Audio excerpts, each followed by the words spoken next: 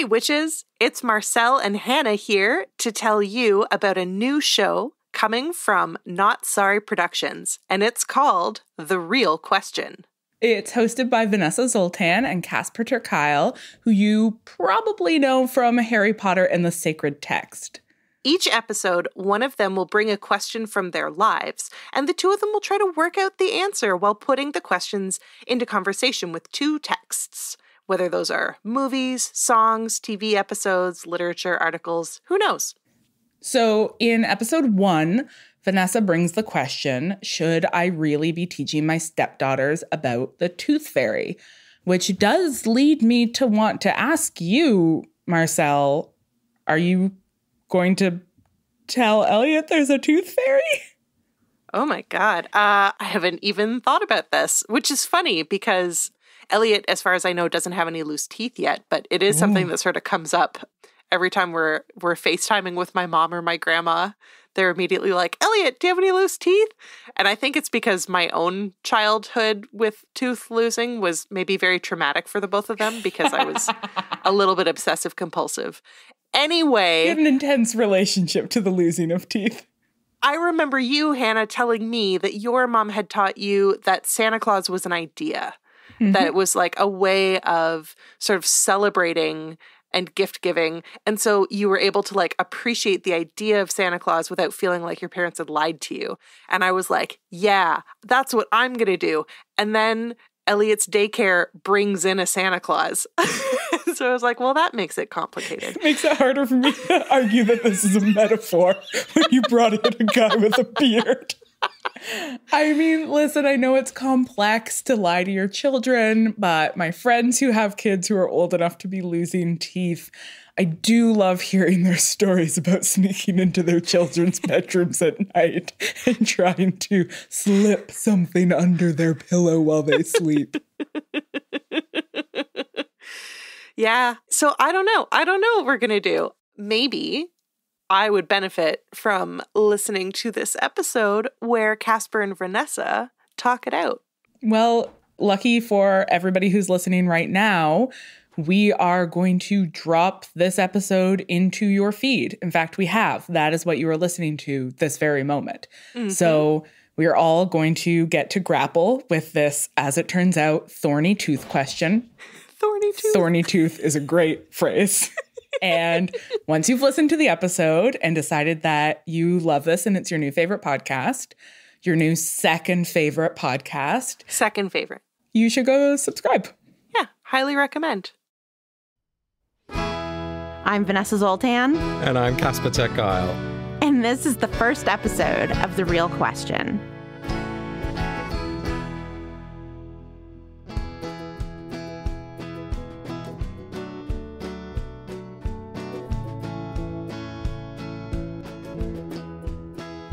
Hi, Vanessa and Casper. It's Danny. I have a tooth fairy story for you, which is that I swallowed the first 2 teeth that I lost.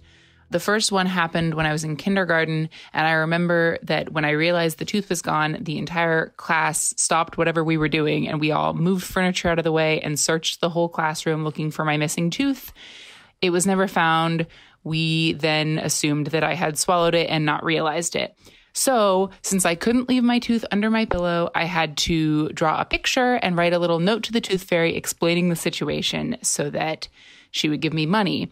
I was a very practical, not very creative child, so I drew a very quick pencil sketch and spent most of the paper just writing a detailed note explaining the situation and how sorry I was to have deprived her of her necessary building materials.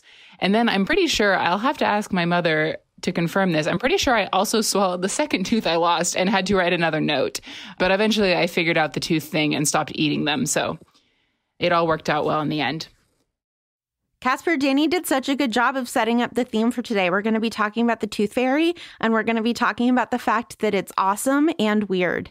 I love that Nanny was really starting a correspondence. It wasn't just leaving a note asking for money. It was like, I ate my tooth. I'm so sorry. I did it again. I'm really, really sorry. Here is a picture of what the tooth looked like. Especially because then you could just keep doing it and conning the tooth fairy for money. So she was playing the long game. Smart.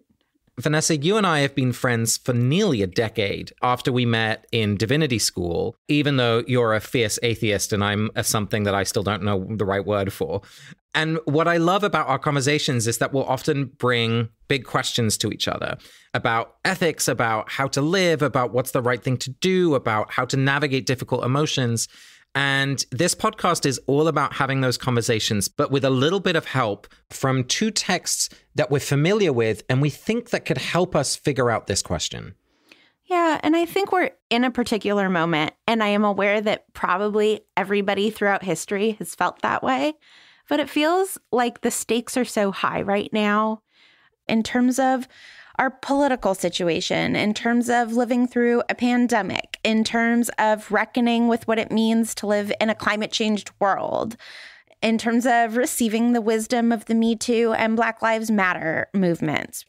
And it's constantly making both of us want to think about, should we be living differently? What are the inherited truths that we want to really hold close and keep going with, and which ones no longer are suited for this time and are actually really detrimental to living in the world that we want to live in?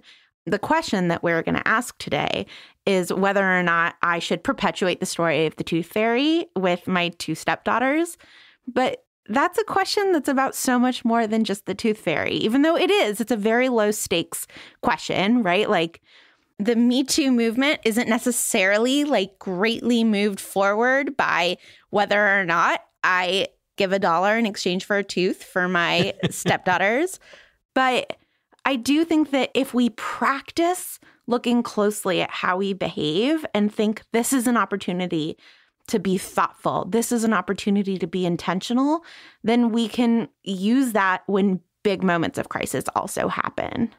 Exactly. So some of the questions we'll be bringing will be big and some of the questions will be small, but often it is those smaller questions that give us a kind of pathway into some of these big themes that we want to discuss together. And the way we're going to do this is one of us will bring a question that simmers underneath the kind of everyday currents of our lives.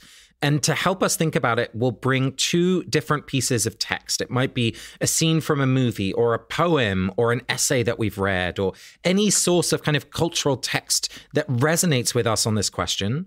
And then it's the other's job to help the questioner see new levels of insight into the issue that we're exploring. So Vanessa, what are the two texts that resonated for you as you were thinking about this question?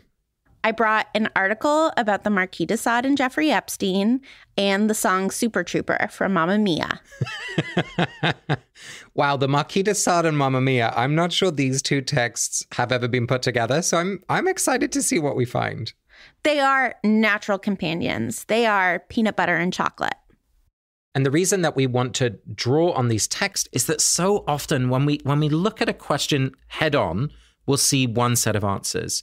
But when we look at it refracted through a piece of art or through a story, or maybe we're coming at the question sideways, there'll be new depths or insights that we get to glean from it, which help us totally understand the question more richly or more deeply.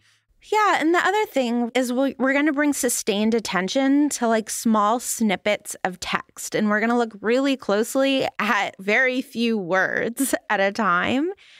And there's an idea from a French philosopher named Simone Weil that attention is love, and that by practicing paying attention to, she would say geometry or Greek, that we practice attention on these texts and then we can practice attention on the people in our lives. And I don't want to talk about geometry or Greek. So we are going to practice sustained attention with this question about the Tooth Fairy. Well, let's dive right into that, Vanessa. Tell us, why did you bring this question? So, as you know, Casper, I am lucky enough to be the stepmother to a beautiful 12-year-old who I will call Emma for the sake of this podcast, and a beautiful 8-year-old who we'll call Amy for the sake of this podcast. And they are just like an absolute delight to my life. And even though they've been in my life for a while now, this past summer was actually the first time that I had them alone. Dad was out of town, and I took them from mom for a special time with me. And anyone who will know me will not be surprised about how much preparation I put into this time with them. There was a packing list of bring your goggles and your swimsuits, right? I made a playlist for music to listen to while we cooked. I was very prepared. Except the one thing I was not prepared for was the fact that one of the kids would lose a tooth while on my watch. Now, I have been with them while teeth have been lost before, but I have never been the tooth fairy. My partner, Peter, has always been there, and he, as the biological father, has ponied up the dough. I have not had to actually engage with the financial transaction. And to be honest, I was like nothing but excited that this happened. It felt like I get to fully step into my stepmomness. I was like, yeah, tooth fairy, this is like a thing moms do. And I'm like stepping into this. And I was super excited. And I tucked the kids in, stayed awake so that I would wait till they were in their REM cycle to go be the tooth fairy, typed up my tooth fairy note on my computer, and then like hand wrote in teeny tiny what I thought to be tooth fairy font on like a teeny tiny piece of paper, like what I thought the tooth fairy would say. I said something along the lines of like, Emma, thank you so much for your contribution to the infrastructure of the tooth fairy kingdom. This tooth looks like the exact right size for a bridge that we need to rebuild. Best wishes, the tooth fairy, and like consulted with mom and dad for the right amount of money to paperclip to the note and gave $1, snuck out. And I was like on high. I was like, this is awesome. I am stepmom. I'm winning. Except that like as I was sneaking out of the room with a human tooth in my hand, I suddenly was just struck with this like feeling of, is this still an appropriate thing to be doing? Is it appropriate that I just went into two little girls' rooms and gave cash money in exchange for their body part? And is like this really a narrative that I want to be a part of, as much fun as I had doing it? And so that's the question that I'm bringing today is, should we retire the tooth fairy's fairy shoes? Should she hang up her wings? Yeah, I had never seen those complexities within it. Right, to me, it's always seemed this like lovely, innocent way of giving kids a small amount of money and not making losing a part of your body in your mouth a terrifying experience, but instead something of like, yay, I get $1. But you're right, like that has super sinister undertones. I totally get why you're bringing this question. Wow. And I've been trying to figure out like what the stakes of this question are to me, because obviously Emma was not traumatized by the tooth fairy coming and exchanging a tooth for $1. So I could absolutely walk away and be like, no harm, no foul. This is super cute and joyful. And like all of my neuroses about this should just like take a back seat, and I should just bring my chill, which we all know I have in abundance. Well, Vanessa, let's really dig into what happened here and why it brought up these icky feelings for you. Can you tell me more about when it felt weird? Like, when did you question it? Was it when you were literally exchanging the tooth with the note and the $1? Was it afterwards? Like, when did you start to feel icky about it? It was when I was getting away with it. Ah. First of all, it felt like a gross lie because you spend so much time with little kids being like, no, there are no monsters under your bed. You know, the kids will sometimes have anxiety as to whether they're safe at home. And so like we go and like lock the door in front of them, and we spend so much energy trying to be like, while you are asleep, you are safe. The house is safe. There are no boogeymen. There are no monsters. And then I'm like, but doesn't this prove to them that like something could come into their bedroom at night and like do things and they would never know? Isn't this actually making the world scary for them again? I know that this is so dramatic, everyone. I just want you to know I know. But I was like, oh, like these are like two drugged girls that you can like do anything to their body and they like won't know. They in the morning would not be able to tell you what happened in their bedroom to their bodies. And so it was the getting away with it. I was proud of myself. I was like, haha, I did it. I did the mom trick. And then it was also this just like, oh my God, like these little sleeping girls slept through me doing this thing. It feels really important what you were saying about contradicting things that are important to you and to them. What other contradictions emerged for you? Yeah, I mean, it's also because I'm the stepmom. The other role that I play in kids' lives is as like a godmom or an auntie. And I love it because like you just get to be silly. And I'm not the sugar the kids up and return them to their parents type, but I'm a little bit the sugar them up and return them to the parents type. I like sort of being the tooth fairy. I love like flittering in and like creating a little bit of magic and leaving. And as a stepmom, I know my job is a little bit different than that. I think that if I were just an auntie, this would feel simpler to me. But because I am going to be in a sustained conversation with these two kids for hopefully, right, like the rest of my life, I want to create magic in their lives, but I also like never want to lie to them. I want them to be able to completely trust me. You know, I'm thinking, first of all, how beautiful it is that you're taking this so seriously. And I hear so clearly in what you're saying that this is about safety. That I think the difference between being a godparent or even an aunt and this role as step-parent is a real responsibility for them. So I wonder if we should start looking at our texts and see if they can help us reveal another piece of what's going on here. Because I feel like we've taken one step into this question, but I think there's more to do. Yes, I'm very excited to dive into texts.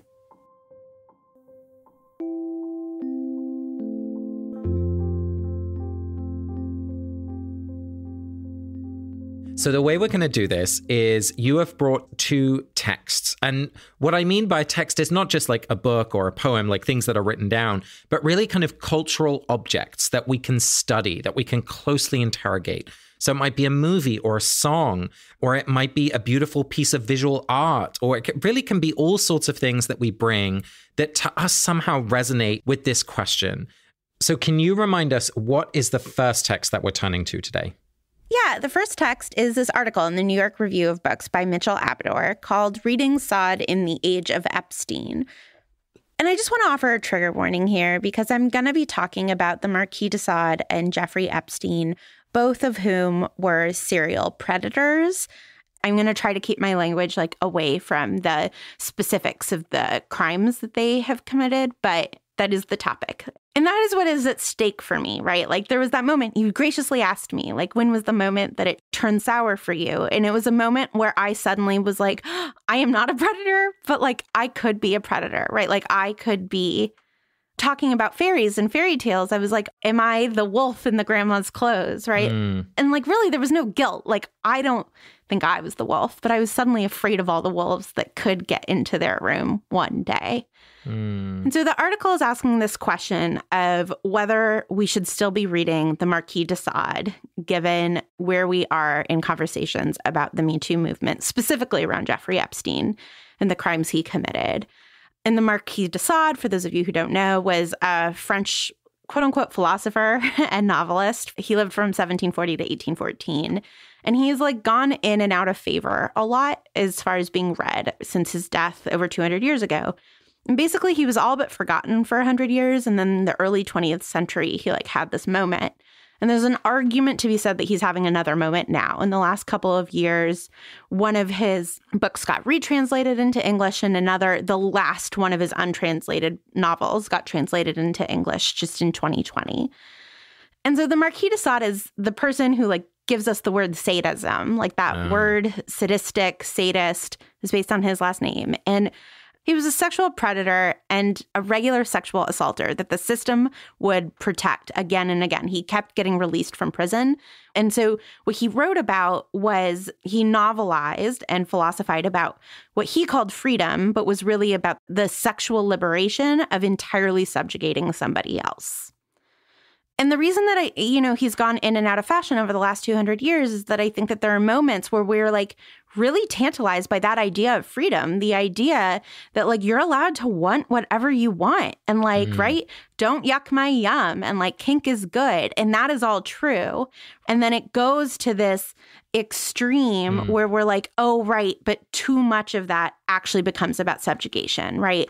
And there's this great Simone de Beauvoir quote that she says about the Marquis de Sade: "It is my unhappiness he wants, my subjugation and my death." And Sade would say that it was about his liberty to create her unhappiness and subjugation and death.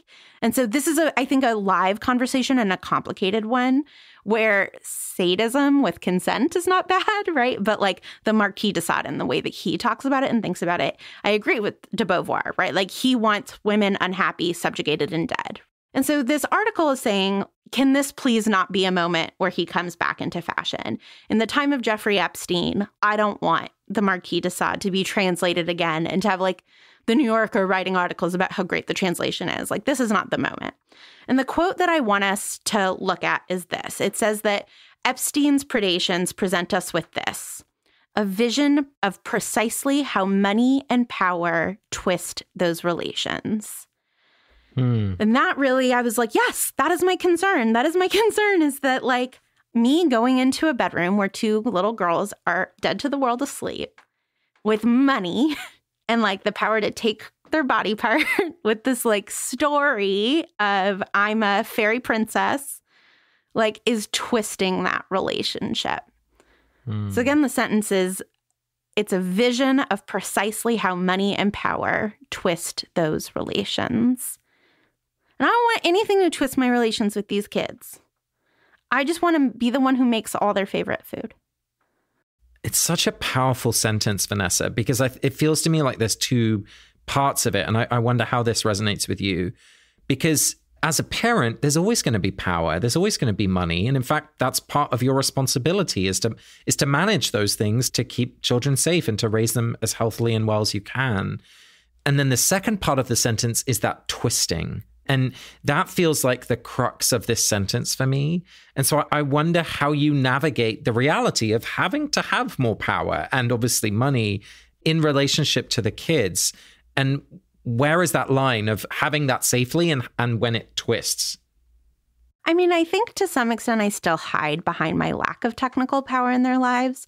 Like whenever I am alone with them and they start fighting, I notice, I just did this recently and I was like, I have to stop doing this because it is undermining my own power. But I will say to them, you're not allowed to fight until Papa gets home. You have to be peaceful because like I'm not the real parent. And like mostly what I mean is like they're not allowed to get injured on my watch. Yeah. I feel like if one of them falls and like hits their head and a parent is there, it's like not my fault. And I do not feel like I have enough cachet to be like, no, I was doing everything I could and they still hurt themselves, even though I'm confident that their parents would not be mad at me, right? Like kids hurt themselves. Yeah. Both parents are super chill about that. But I still feel that extra anxiety. Like it's actually a vote of confidence in me that they feel comfortable fighting in front of me. They wouldn't in front of like a friend's parent. Yeah. They feel comfortable enough to fight in front of me, and I should let them fight in front of me, or at least use that power differently. Not be like, well, I'm not the real parent, so you can't get hurt in front of me. I need to step into power in a different way and be like, do you know what? I am the real parent right now, and that means go to your room. And so I think that I still hide behind my lack of formal power sometimes. And that twists the relationship, right? It's like inauthentic. I really feel what you just said, the hiding behind the power. That really makes sense to me why the Tooth Fairy brought this out, because you're literally hiding behind another character as you have that power, both going into the bedroom, putting money under the bed, like constructing this fairy tale. That's claiming a lot of power. So I'm really seeing that echo with this piece of text that you've chosen. Well, and to me, pretending to be the Tooth Fairy is also about pretending to be the parent. Like it's only parents that are tooth fairies, right? And so I think it felt transgressive to me because I was like, but I'm not the real parent. I want to be. Like, I think I love them so much that it feels very real in so many ways, but it also felt a little bit dishonest to me. Like I was the wolf in the grandma's clothing. I was the Tooth Fairy in parent clothing, right? I was pretending that like I had the power to be the Tooth Fairy. But at the end of the day, like I'm not their parent. Like, should I really like just be the Tooth Fairy? How would you know that you are a parent to them? Are you saying we should do a ritual birth with them? Because I'm not going to do that. No, but for real, like that feels like what's at stake is the role. Yeah. Because I hear from the girls a loving, joyful acceptance of you in its all its messiness, right? They're fighting in front of you. I hear from their birth parents a joy and gratitude to you. They're leaving their kids happily with you on their own. It feels to me like the block is from you about really accepting that role, maybe.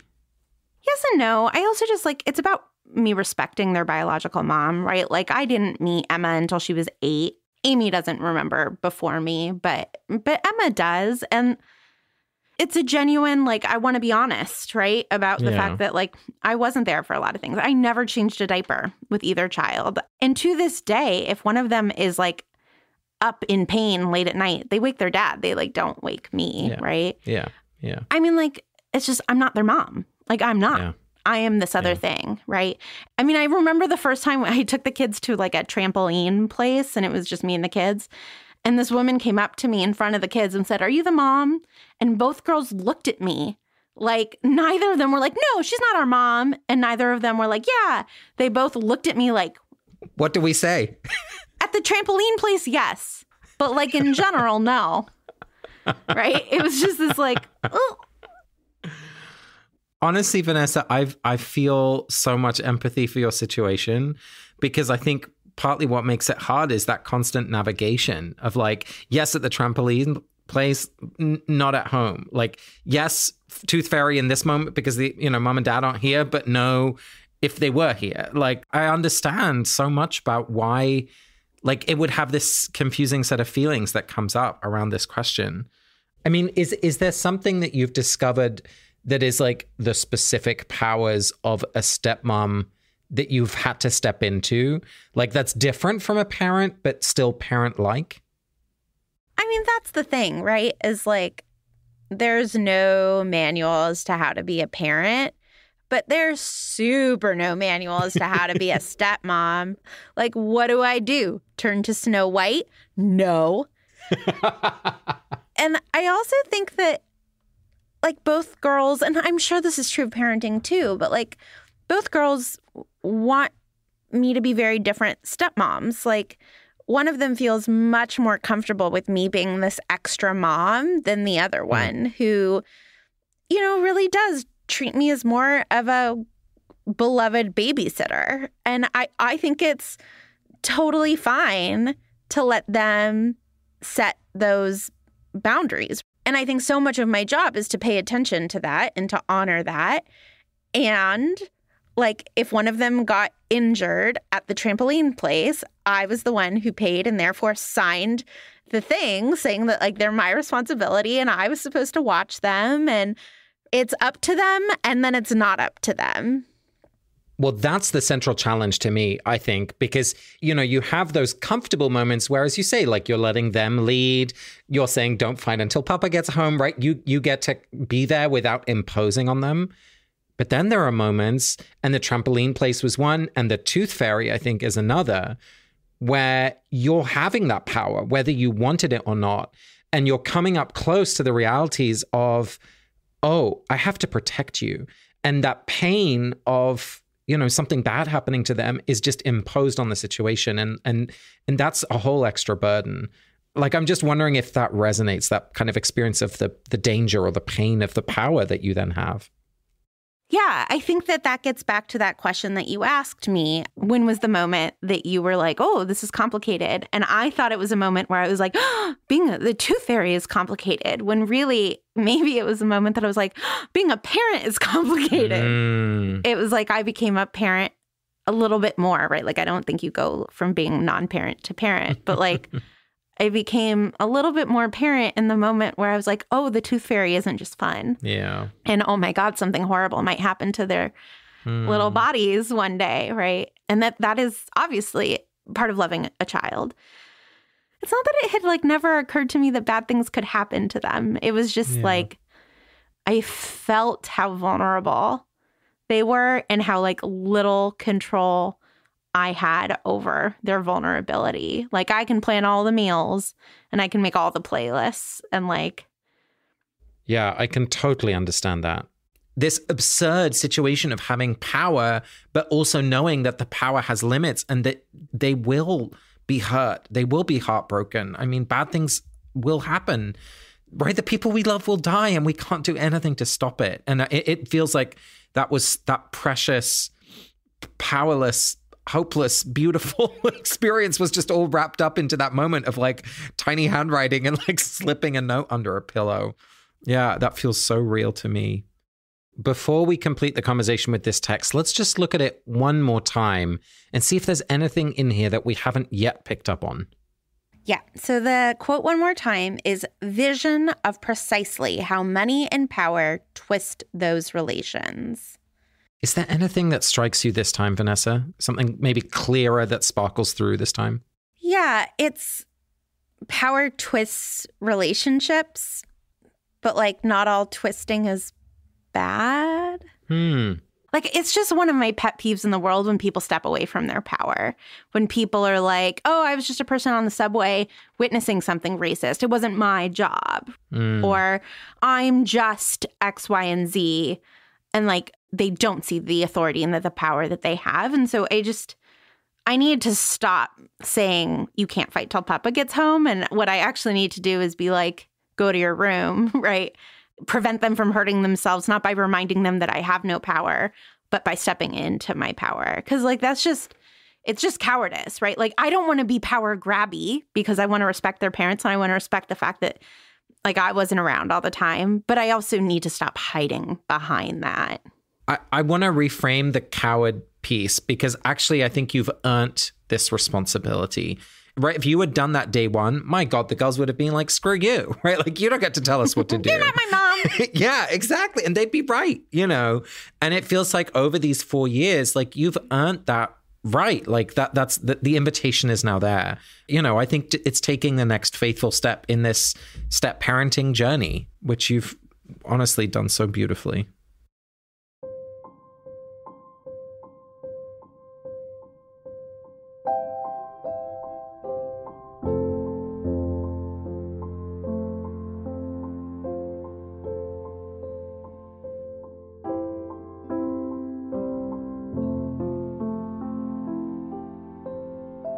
So we're always going to bring two texts to any question that we bring, right? So I brought this article from the New York Review of Books, and now I'm going to bring like a more important cultural artifact, I would argue, in like every single way that I think speaks beautifully to this place that we ended up getting to anyway. And that is the song Super Trooper by ABBA, as sung by Meryl Streep, playing Donna Sheridan in the movie version of the Jukebox Broadway musical, Mamma Mia. Amazing. So for those of you who are like bereft in your lives, this is a 2008 film starring Meryl Streep based on the hit Broadway musical. It's a jukebox musical that uses only ABBA songs. And it follows the story of this young woman, Sophie, on the eve of her wedding in like on this beautiful Greek island, and her mom, Donna. And Donna, 30 years ago, before Sophie was born, was this like disco queen. And Sophie loves this about her mom and is like worried that because she's getting married young, she's disappointing her mom. She's like, I'm never going to be like you. I'm never going to be like Donna and the Dynamos. Do you think I'm letting you down? Why would you even think that? Oh, because of what you've done. I mean, the Dynamos, raising a kid and running a business all on your own. And Donna is like, well, yeah, I think it's weird that you're getting married young, but I'm very supportive. Well, the Dynamos come to Greece for the wedding. And at Sophie's bachelorette party, Donna and the Dynamos like get into their old spandex that's like tight on them because they're in their 50s now and they haven't done this in like 25 years. And they do a performance for Sophie and for the like whole bachelorette party of this song that they used to sing back in the 70s. Ladies and gentlemen, presenting for one night and one night only. Because that's all we've got breath for. Speak for yourself, Bill Max. The world's first girl power band, Donna and the Dynamos. And Sophie just loves this. Sophie's just like losing her mind over this great performance that her mom and her mom's two best friends are putting on for her bachelorette party. But the song they're singing is this song Super Trooper by ABBA. And the song, the lyrics that we're going to look at are, tonight the Super Trooper beams are going to blind me, right? Like the beams of a concert, the spotlights of the concert are going to blind me. But I won't feel blue like I always do, right? Like usually that makes me feel sad and isolated, but I won't tonight because somewhere in the crowd there's you, my lover who's like here at the concert tonight. But the way that Meryl Streep sings this song, the way that Donna sings this line to Sophie is, tonight I won't feel blue like I always do because somewhere in the crowd there's you. And she looks right at Sophie in this like beautiful moment of like, you are the reason that I'm not sad in the world. Like you are the reason I put on these disco boots and like had to like Spanx my way into this outfit. And it's just the most beautiful. So Casper, the exact text I want us to look at are those 4 lines that Donna sings to Sophie at Sophie's bachelorette party, which is, tonight the Super Trooper beams are going to blind me, but I won't feel blue like I always do because somewhere in the crowd there is you. But I'm curious, like, why did you choose this? What sparkled at you about this piece of text? I mean, it's just like the most beautiful moment in the whole movie. Like, it's utter chaos. And like mother and daughter are staring at each other. Sophie's in the audience and, you know, Donna is singing. And Donna is like in this outfit that doesn't fit and all of these things and is doing choreography. But she takes this moment with just like laser light focus and looks at her daughter and says, because somewhere in the crowd, there's you. And she like leans forward and like sings the word you in a different key and like with a different tone because Meryl Streep is perfect. It's really like everything is fine because of you. And I just love that her mom has like put on this spectacle in order to make that clear. This gesture means everything to her. She's like never seen her mom be Donna and the Dynamos before. She's never seen her mom in her like disco outfit before. She's never seen her mom sing with her friends before. And like she's so touched, but she also sort of gives this face of like, I know I'm your everything. Yeah, I can totally see the fact that it's affirming something that both of them were already aware of that it was true, right? It's like rebinding something that was already bound together. There's a simplicity and a loveliness about it. But this scene is also really silly. Like, it's stupid, right? Like, the costumes are surreal. The dance moves are absurd. Like, mom is at daughter's bachelorette party. It feels like the silliness is important in this scene. Does that resonate as well? Yeah, I mean, I think that is what I love about, it's what I love about all of Mamma Mia, both Mamma Mias, right? Like, I love how silly it is, how ridiculous it is that you can like declare your love for your daughter as a disco song. It's like a lot of how I like to interact with the kids. We do a lot of voices. We like have characters that we are when we play Uno, and that's different than the characters we are when we dance. And I could like investigate some of the silliness and wonder if it's all good, right? Like our characters when we play Uno are gamblers. And so I'm like teaching the kids about gambling. And like Donna could do that too, right? Like Donna could have totally talked herself out of this. And I could see myself talking myself out of every joyful thing. Donna could say, I don't belong at my daughter's bachelorette party. This is about Sophie. She's the center of attention, not me, right? Like we can problematize fun until all we're doing is like sitting in a dark room with our children. Well, and also I see play and like this silliness up front being this bridge to the sincere, right? And it's actually through playing that we can get to the heart of the matter, which is at the end, she's saying like, because somewhere in the crowd there's you, and it's this public declaration of love. And that will always be true, even though she's getting married. Like nothing's going to change that. But if she had stood up and been like, I will always love you forever, you know, with everyone standing there, like that would seem ridiculous. But this doesn't, because it's cloaked in the playful. And I feel like what I've heard you asking is like, is the playful wrapped around something that's actually very dangerous or frightening or wrong? But what if it's wrapping something that's trustworthy and good and essentially like a love that you have for these girls? Right. I got scared. And so I'm like, that was bad when like the kids didn't get scared. And I mean, I, as a kid, right, and I think this is true of a lot of kids, you like believe in the tooth fairy and you a little bit suspect that your parents have something to do with it. And so, yeah, there isn't anything sinister wrapped up in the tooth fairy for the kids. There's actually this, oh, we trust Vanessa enough to come into the bedroom while we're asleep at night. So much so that, right, like Emma asked me for an envelope and a piece of paper to like put her tooth in and write the tooth fairy a note. The tooth fairy was like very much invited into this room. Like there was a tooth under the pillow. And if she had said, I want to save this tooth until Papa comes back, I know you would have been like, that's a great idea. Here's an envelope to keep it safe and then you can put it under, you know, like that's what's so trustworthy about this situation to me, which is so beautiful.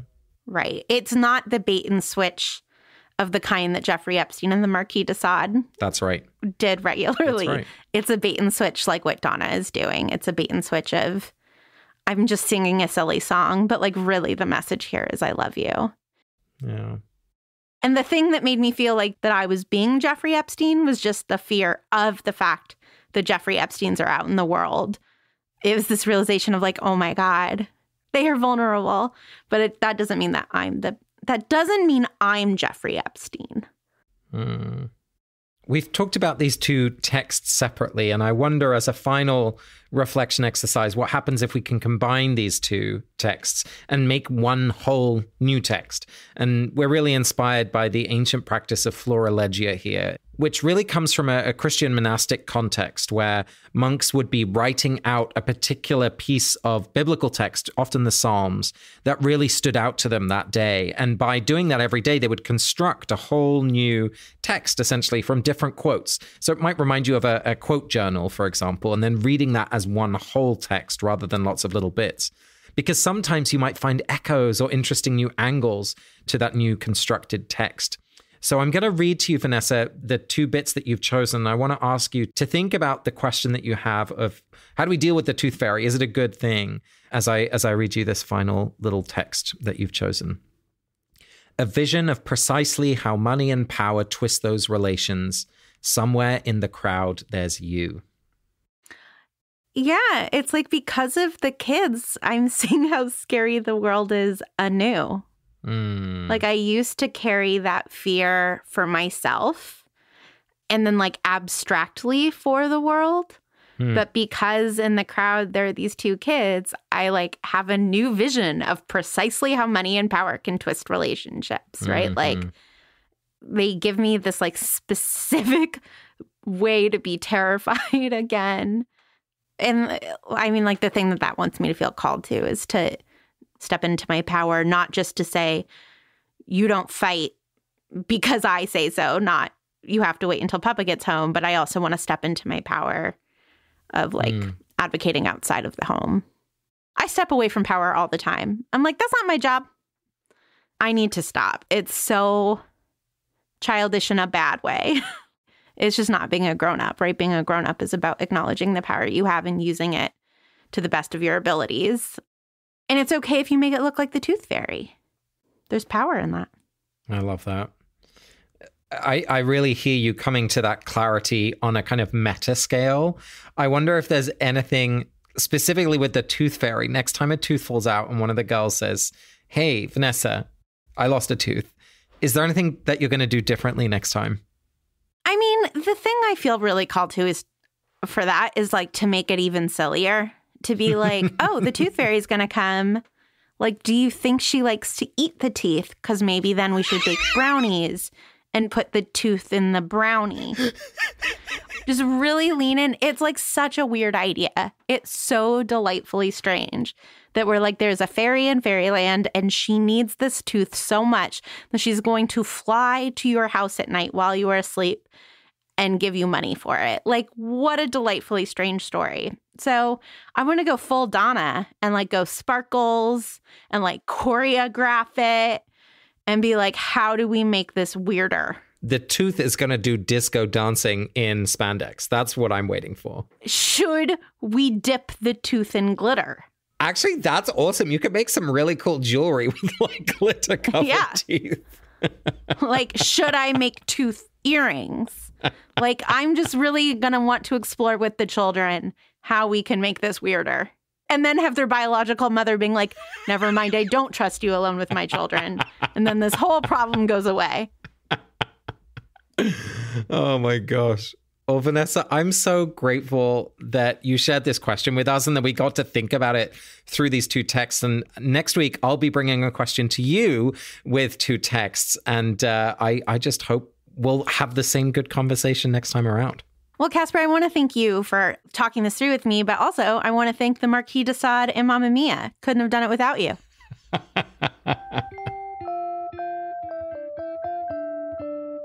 You've been listening to The Real Question, and a huge thanks to all of you who are joining us from our previous podcast project, Harry Potter and the Sacred Text. We're so glad to have you with us. Please join our community in conversation by joining our Patreon. All Patreon members join our community Discord, where people are sharing their own questions and their thoughts on the episode.